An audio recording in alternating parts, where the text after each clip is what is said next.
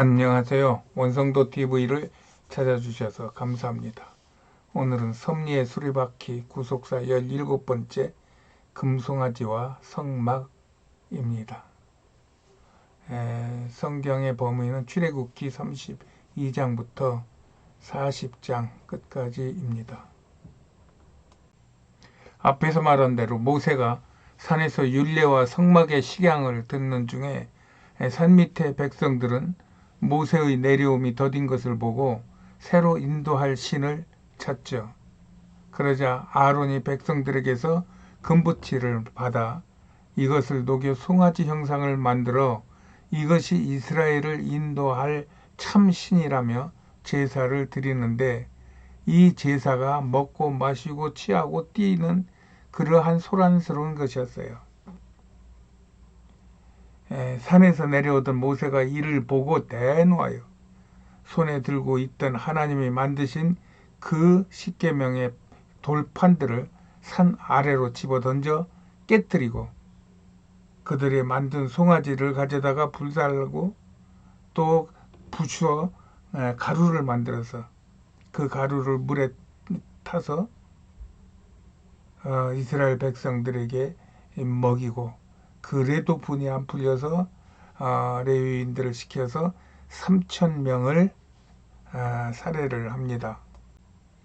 또 여호와께서도 모세에게 내가 이스라엘 백성들을 진멸할 것이라고 말씀하시자 모세가 다시 하나님 여호와께 구합니다. 모세는 하나님의 그 큰 권능과 강한 손으로 애굽 땅에서 인도하여 내신 주께서 주의 종 아브라함과 이삭과 이스라엘에게 약속하신 축복을 기억하시고 저들을 살려달라고 간청합니다.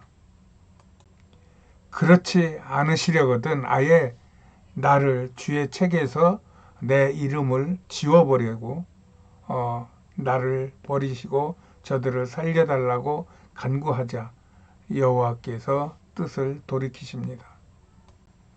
지도자의 참 모습이 어떠해야 되는지를 가르쳐주는 아주 중요한 대목입니다.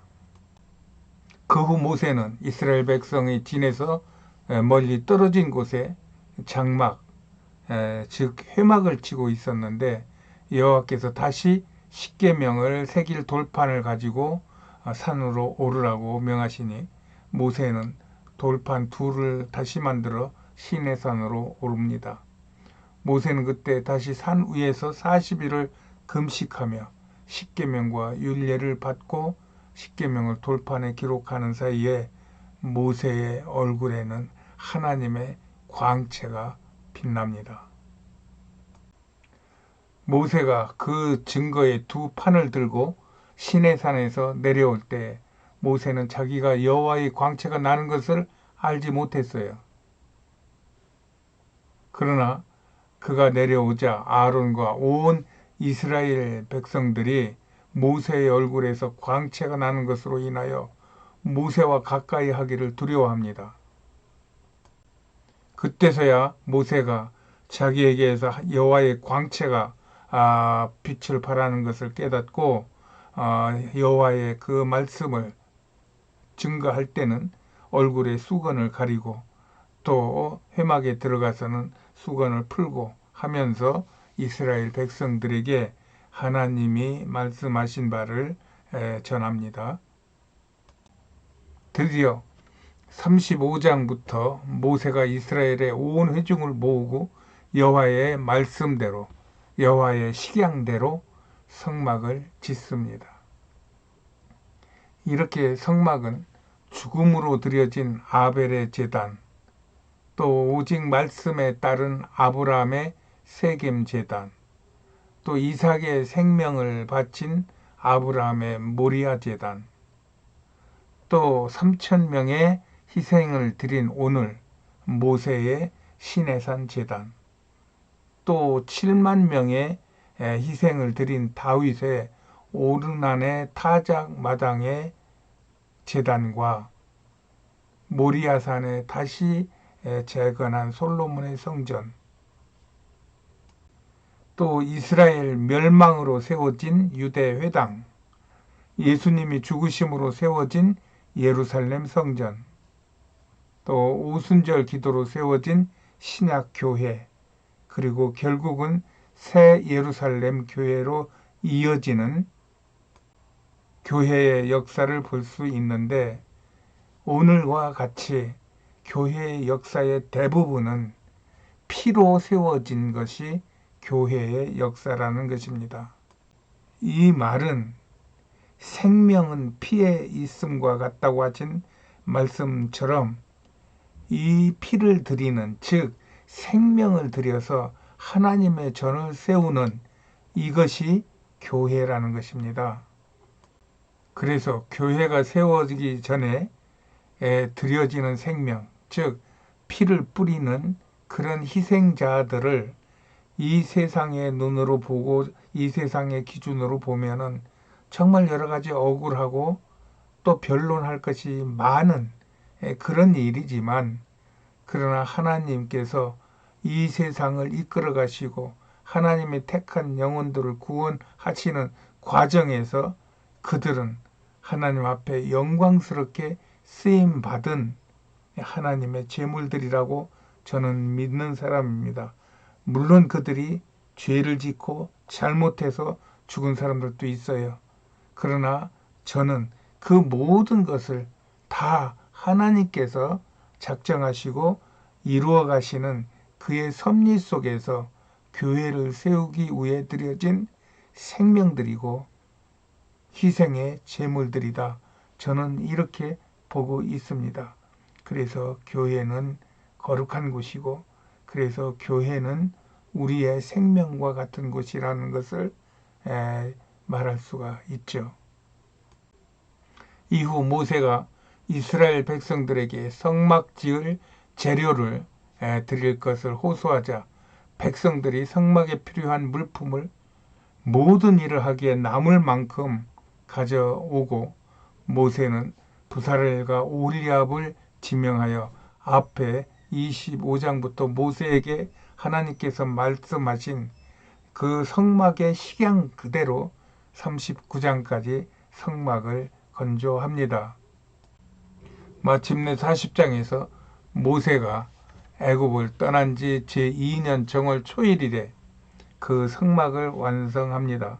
그러자 여호와께서 모세에게 모든 기구들에게 기름을 발라 거룩하게 하고, 또 아론과 그 아들들에게 제사장 옷을 입히고, 또 그들에게 기름을 부어 그들에게도 제사장의 직분을 행할 수 있도록 준비를 마칩니다. 이렇게 모세가 여호와께서 그에게 이르신 대로 성막을 세우고 여호와께서 자기에게 명하신 대로 다 행하였더니, 그 후에 구름이 회막을 덮고 여호와의 영광이 성막에 충만하며 이제는 모세도 그 회막에 들어갈 수가 없었어요.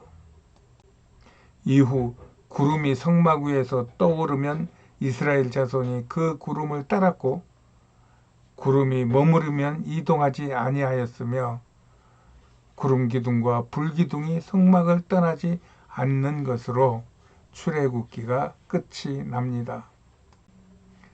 나는 출애굽기를 살펴보면서 하나님과 그의 종 모세와 하나님의 백성 이스라엘이 하나가 되어 부르는 하나님의 섭리의 수레를 생각합니다.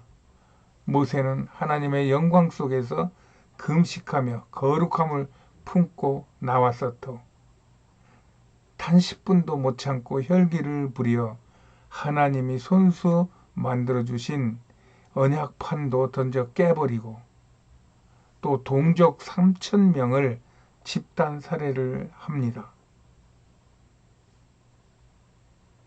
이것이 모세나 다윗이나 바울과 다른 점입니다.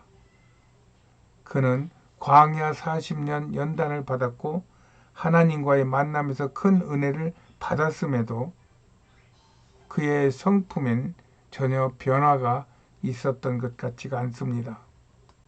그러나 우리는 이렇게만 생각할 수는 없어요. 이것 이상으로 생각할 줄 알아야 합니다. 그것은 하나님의 섭리예요. 모세가 아무리 하나님의 종으로 합당치 못하며 흠결이 있어도 하나님은 그와 상관없이 하나님의 뜻대로 사명자를 쓰시어 그의 섭리를 이루어 가시는 것입니다. 또 다른 말로 이스라엘 백성에게 모세가 없었다면 이스라엘 백성의 삶은 실로 암담하였을 것이고 비참한 삶을 살았을 것입니다. 그러나 모세로 인하여 이스라엘 백성들은 보호를 받았고 인도를 받았고 또 성막을 지으면서 하나님과 가까이 할 수 있는 길이 열린 것입니다. 이것은 그의 선조 아브라함이나 이삭이나 야곱이나 또 그 위에 12 선조들하고는 다른 모세만에게 주어주신 하나님의 그러한 사명적 임무였고 이 일을 통하여 모세는 이스라엘을 세웠고 하나님과 인간 간의 관계를 맺어놓고 그리하여 그것이 예수 이후에 지금까지 우리에게도 적용이 되어서 하나님의 백성들이 하나님의 뜻대로 살아갈 수 있도록 한 위대한 신앙의 대우인인 것입니다. 이것이 하나님께서 하나님의 시간에 따라 또 하나님의 뜻을 펼쳐나가는 이 세상에 있는 일이고 이 하나님의 시간에 민감하고 하나님의 섭리에 순종하는 자가 이 땅에서 복을 받고 모세와 같이 위대한 사명을 감당하게 되는 것입니다. 이것이 모세가 오늘날 우리에게 주는 교회와 목사와 성도와의 관계입니다. 오늘날에도 성도들에게 이런 모세를 보는 눈이 있어 교회의 담임 목사를 따른다면 그 교회와 성도와 목사는 세상의 빛과 소금의 역할을 감당하며 구원의 사명을 감당할 것입니다. 하나님의 쓰심에 우리의 됨됨이가 중요한 게 아니라 하나님의 섭리가 누구에게 걸리느냐가 중요한 것입니다. 이런 하나님의 섭리가 이렇게 모세와 같이 우리 개인과 교회에 걸려 진정한 이기는 삶, 진정한 행복한 삶을 살기를 축복합니다. 오늘은 여기까지입니다. 안녕히 계세요.